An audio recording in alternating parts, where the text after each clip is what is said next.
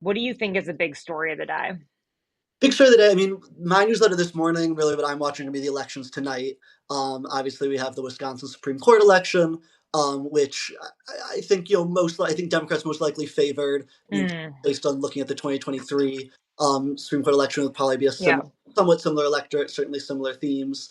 And then obviously the two special elections in Florida, which I would be very surprised if the Democrats win. But obviously, as you know, and I know you're watching it too, the margins will be very interesting to watch and could certainly be quite a message to Trump and Musk if, even if it gets somewhat close in these districts that Trump won by like 30, 35 points. So that's what I'm watching most closely today. Yeah, everybody said that Musk is, you wrote this actually, Musk is Mhm. on the ballot, Yeah. and it's true. I mean, especially in Wisconsin where he's literally gave $2 million away, which you gotta, whatever you think about Musk, it was actually pretty brilliant because he's right. He got a lot of media coverage for giving $2 million away, probably what he would have had to pay in media coverage.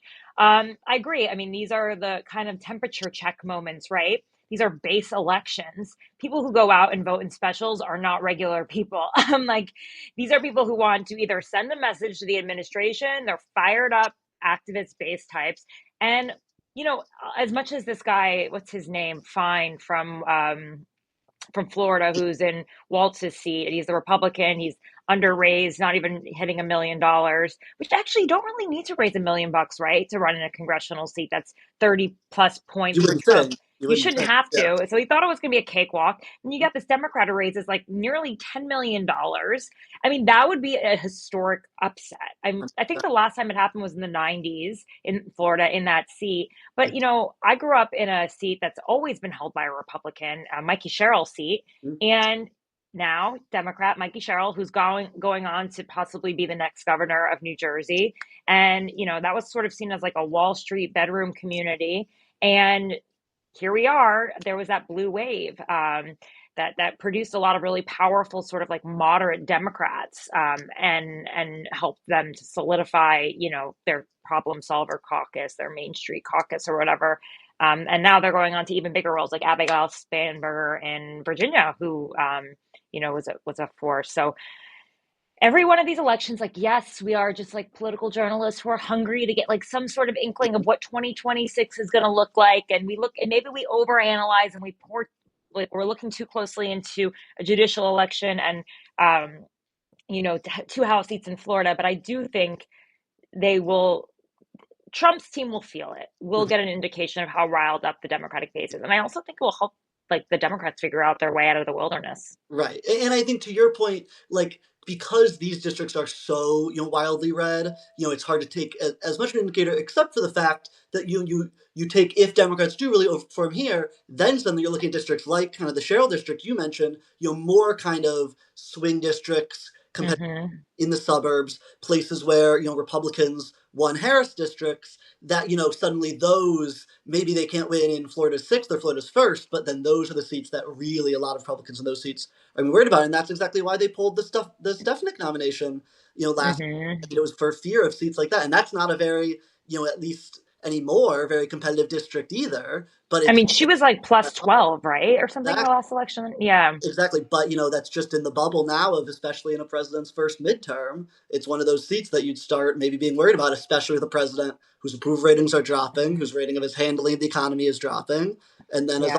kind of Musk covering over everything, and his approval rating is just sunk with every day. And Yeah. I think you're exactly right. I think the Trump White House has been watching it closely, and I do think, yeah. I mean, you mentioned how much money that the Democrats have raised in Florida. Same in Wisconsin.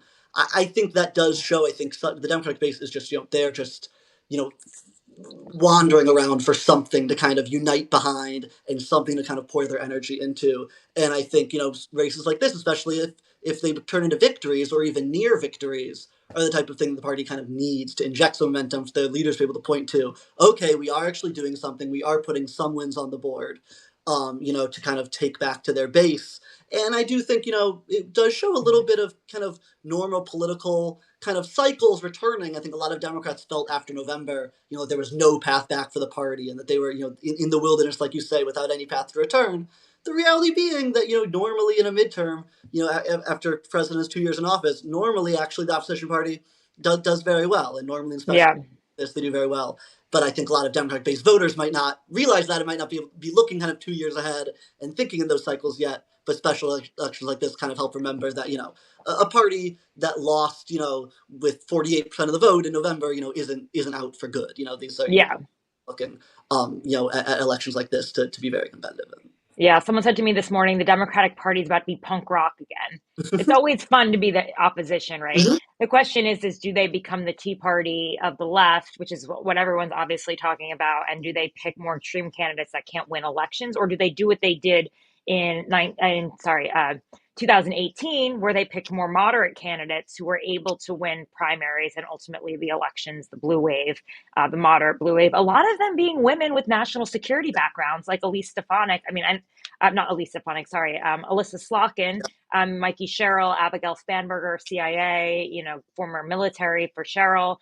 So it's interesting if there ends up being like a female revolution again. Obviously, these candidates, there's only one woman on the ballot, and that's in Wisconsin. But it's kind of an interesting thing. But speaking of like a vacuum for leadership, though, right now in the Democratic Party, I mean, that's my opinion. Cory Booker trying to fill that vacuum last night for 16 Still hours. going. Like Still he was going. up there like a Hoover trying to suck it all up. That's impressive. Obviously, my sources tell me that Cory is very seriously looking at 2028, and that is exactly the kind of thing you do.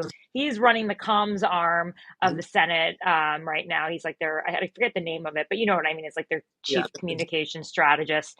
And Cory loves to talk. Cory loves all of it. So, I'm curious to hear what people on this line think about Cory Booker as a possible 2028 contender. Do you think he's got the chops? He's obviously run again already. He's already run once before, didn't make it through the primary.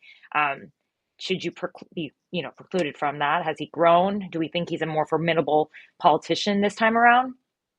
And I do think it's interesting. You mentioned kind of the kind of model of the candidates that won in 2018. There's this kind of idea. I think you could kind of lump them in. I think there's this idea that's kind of been circulating in some Democratic circles lately, but the need for kind of like combative centrism to kind of be moving to the center, Mm-hmm. but doing so in a way that's still kind of very passionate and aggressive. When you think of aggression, which I think is what a lot of Democrats are looking for right now, you don't really think of Cory Booker, who, and I think that's No.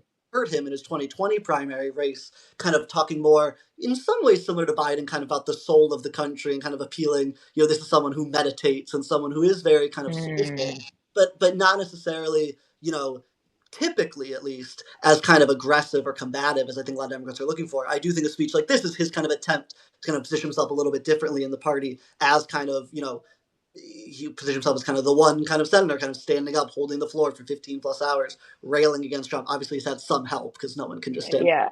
Yeah. by themselves.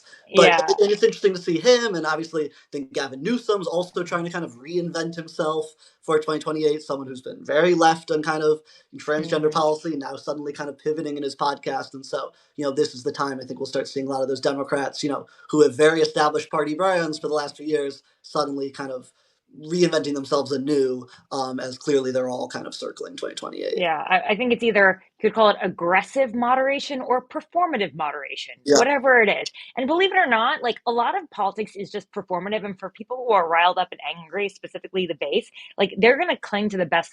They're going to cling to the best performer. I mean, the Republicans taught us that with Donald Trump, and they often will follow the leader. So I don't know that they necessarily have to have these like political purity tests that they've always had in the party. And maybe there is more wiggle room. Although I think, Gavin Newsom has faced a bit of backlash for the guests he's had, which I think is like, aren't we just past that? This whole idea of like, how could you platform someone? Shouldn't we want to have civil discourse?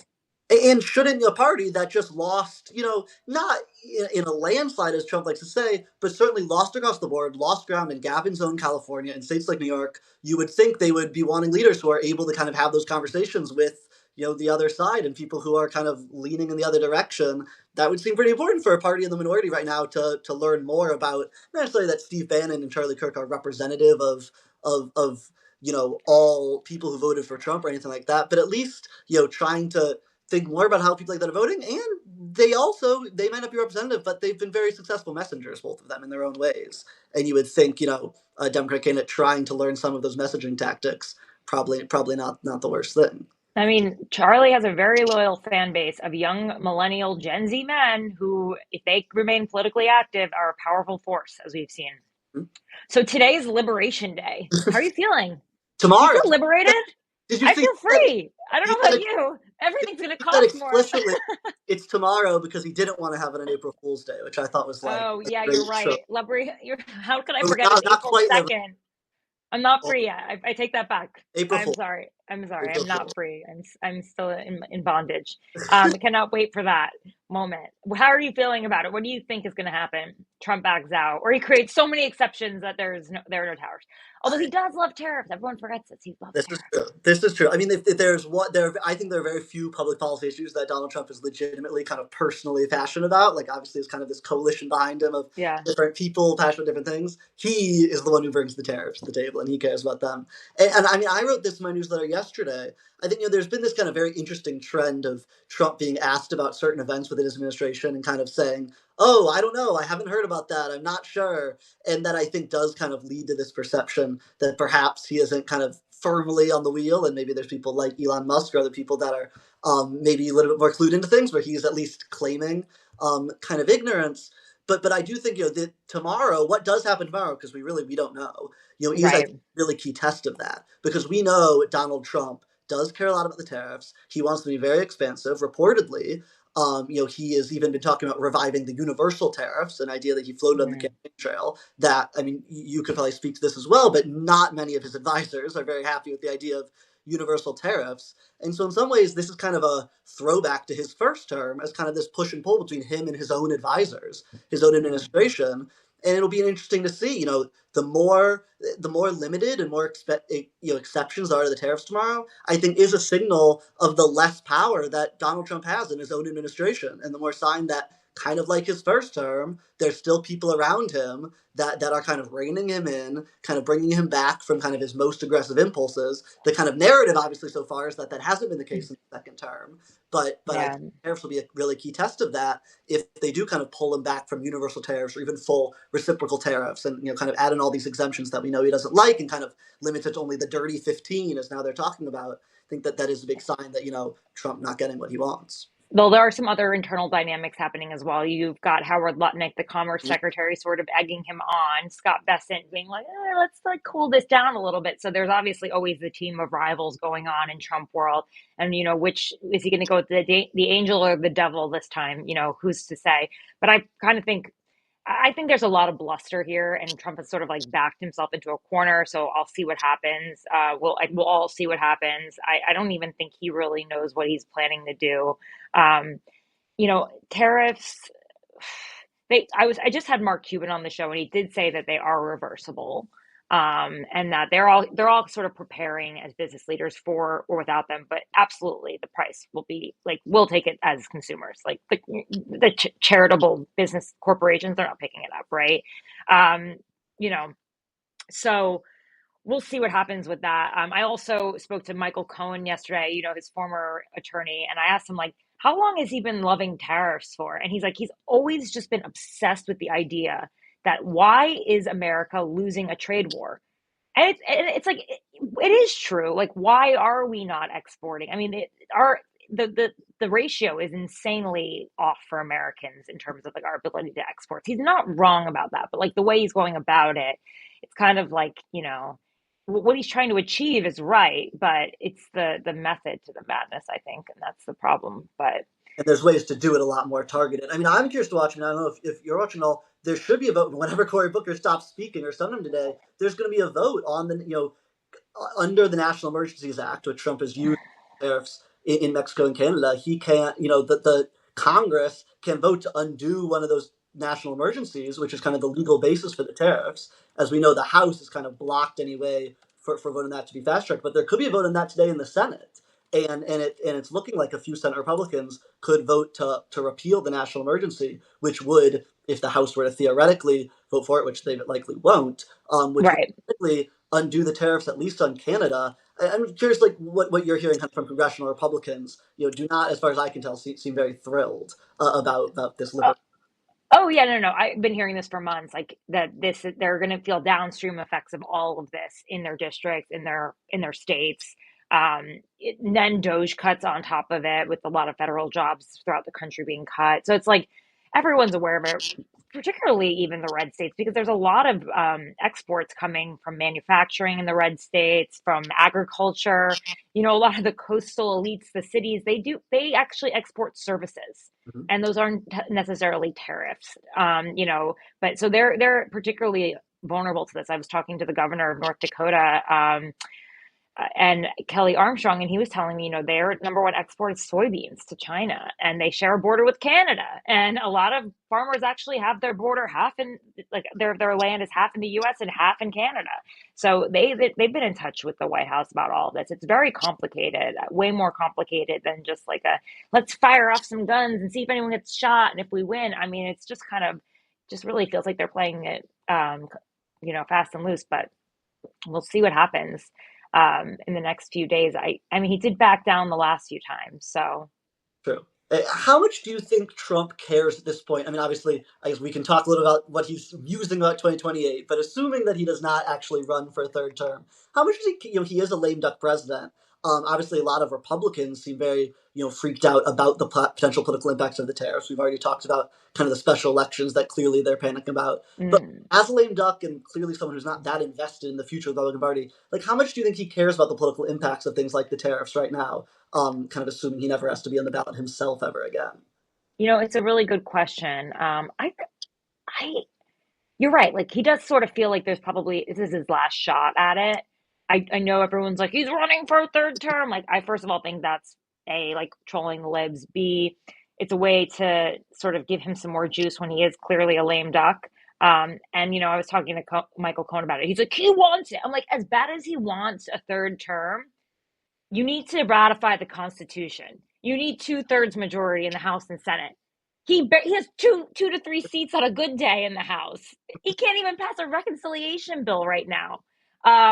So yeah, they're like, I think, every single day, like he was at the height of his powers a month ago, right? Every single day, his approval ratings are clearly dropping. He's got a very short window of time to pass a very ambitious legislation. This is just kind of like you want to stay on focus, you want to stay on message, and not just for you, but for your members, because they're going back home and they're trying to like share this with their constituents and try to explain it, and they're the ones who are being told don't have town halls. Like that's not going to fly for so long. Everyone's not going to vote along party lines like they did for this continuing resolution every single time. I know that they have this political arm run by Chris LaCivita and Elon Musk, and it's scary to have Elon Musk come after you and to be possibly destroyed on X. And sure, you could face a primary, but like you're only as powerful as your political might. And how long is he going to be so popular? You And to saw what happened with COVID, the mismanagement of COVID. People voted for Biden who really had no political base behind him. Not because they loved Biden, but because they were tired of Trump. and that's to me why the kind of interplay between kind of the two things we've talked about, the tariffs and the special elections, are interesting because, like, I think we could be looking. I mean, tomorrow he's announcing, the tariffs tomorrow afternoon. By that point, we'll have results in from Wisconsin and Florida, and if there's kind of this 1-2 punch of, as I think a lot of people expect, if the markets, as they're already continuing to slide and kind of dip even more. I guess depending on how expansive the tariffs are, but if they are particularly expansive, I think we can probably expect kind of continued sell-offs in the markets. And we see a lot of reports about Republicans really panicking after potentially if they do lose the state Supreme Court race, and if kind of the results in Florida are very close.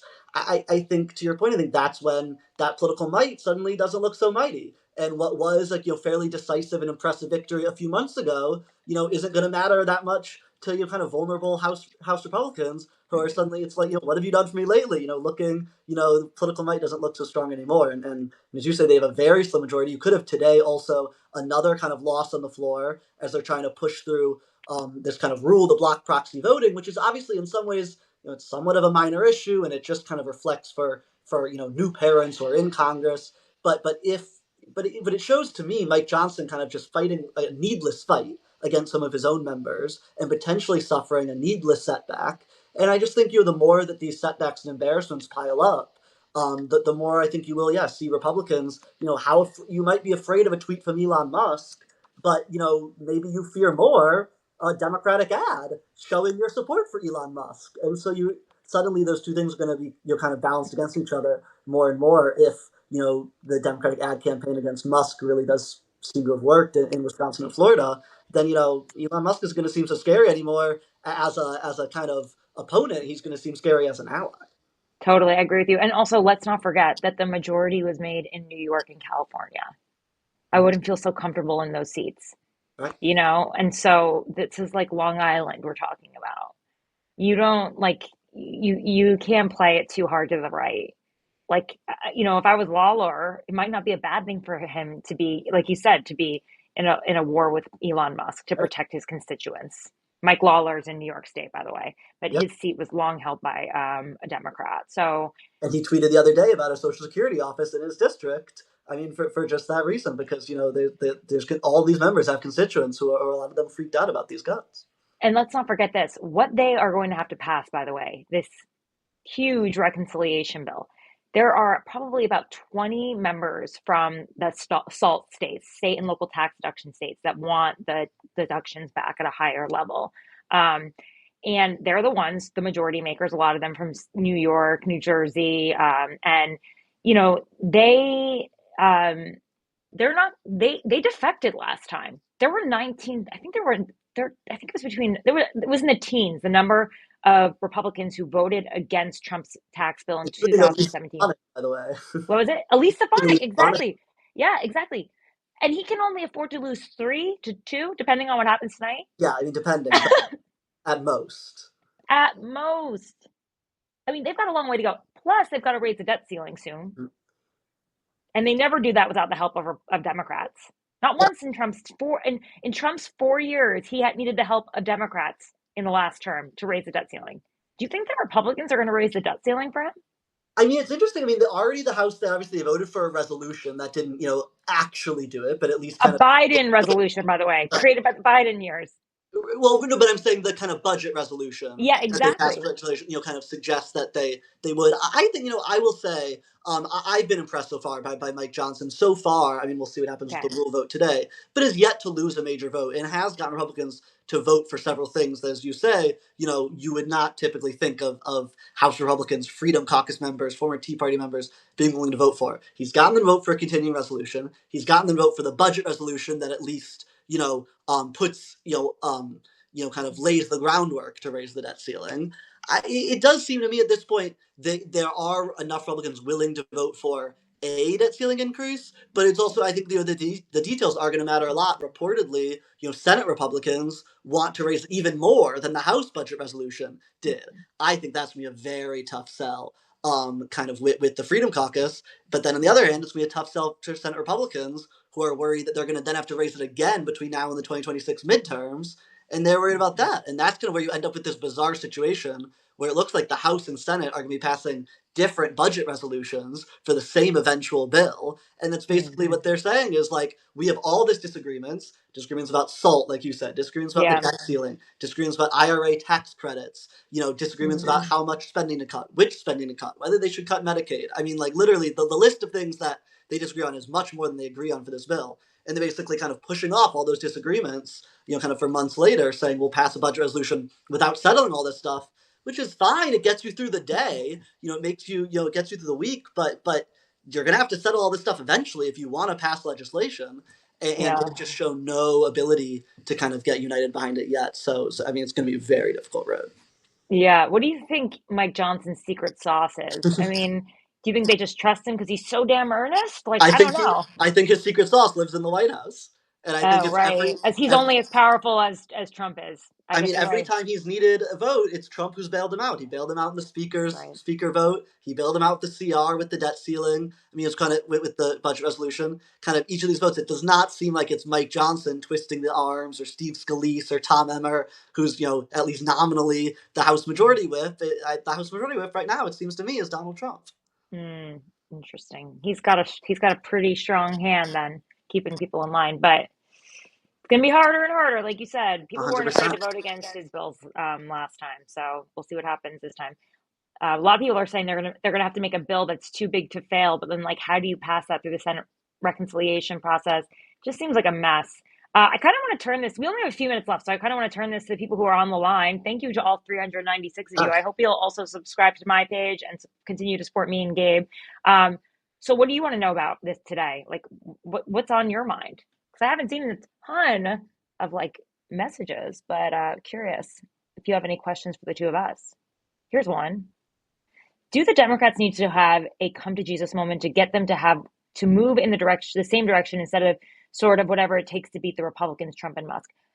That's a really good question. Like, do they all need to move in the same direction? It's a big party. It's a Big Ten party. It's like AOC to the Problem Solver Caucus, like, center left.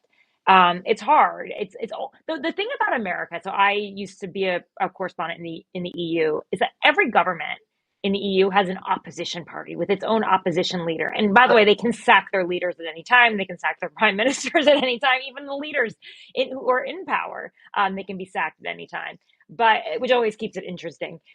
At the same time, like you come into your defensive crouch with a leader. We have Chuck Schumer, Hakeem Jeffrey. Are they really our opposition leaders? They're kind of our opposition operators. And frankly, like they don't like Hakeem doesn't really have what Nancy Pelosi had in like the sense that she was like a cultural icon and like really, but she came into that. I mean, you just don't like that. You don't pick that up overnight. I think his comm skills could be a little bit better. Schumer's okay, but part of that job is really deal making. And I wonder about that in the U.S. Like, would we have a different political system if we had opposition leaders too? I mean, it's an intriguing question, and Tim Walz has talked about that explicitly, saying they need like a shadow government, which is in Europe, Yeah, saying they should be holding daily kind of shadow press briefings to kind of counter the administration. I'm skeptical that could ever happen, mostly because I think, as you said, the Democrats, they can barely even settle on kind of leaders in Congress. I think the idea that they right. kind of come together and agree on who should be that kind of one big spokesman every day, I think is very unlikely. But it is an interesting idea, just in terms of, I think a lot of Democrats do feel they've just so completely ceded the attentional space to kind of Trump and Musk, and that's why you see, I think, so much excitement about things like Cory Booker what he's doing today, just because I think a lot of Democrats feel like they're not even hearing from their party, they don't see anyone kind of standing up. Then again, I think to be honest, I think to answer the question, while I understand why that's probably kind of dispiriting to like a member of the Democratic base to not be seeing their party that much, again, I do think, I think sometimes we underrate the extent to which, even in the Trump era, political gravity really does still apply. And I think the reality is that no matter what Democrats do between now and November 2026, the midterm election is going to be a referendum on the Trump administration. That seems to also include Elon Musk, so it'll be a referendum on Trump and Musk, and they're not polling very well. So I think why you can expect that tonight's elections won't necessarily go very well for Republicans, and just historical trends would suggest the 2026 midterms, Democrats will probably do fairly well, no matter, like, they could say anything or nothing or everything between now and November 2026, and to some degree the political gravity won't change of the fact that a president's first midterms go very poorly for them. And that's, I think, not very energizing for a Democrat to hear, like, oh, we're supposed to just sit back and do nothing. Like, let's not burn it all down right now. Yeah, exactly. But that's kind of, I do think the reality is, like, that's the next opportunity to really confront Trump will be if they win the majority back in 2026. And I think they're probably favored to do that no matter if they have a grand spokesman or leader, right now. And I think that is kind of the awkward reality for a lot of Democrats. Yeah. Gabe, on that brilliant ending, I think we should wrap it up. But thanks to everyone. I feel like we should do this more regularly. Love to. Yeah, when there are big moments or just once a week, I don't care. And we could just chit chat about your newsletter, my newsletter, news of the day. Thanks to everyone who joined. Please support both of us on Substack by becoming paid subscribers. Mine is The Red Letter. Gabe is Wake Up to Politics. And of course, you can always message us and stay in touch. Yeah. Thanks so much for joining. It's great talking to you, Tara. And yeah, subscribe to The Red Letter. Bye. Cheers.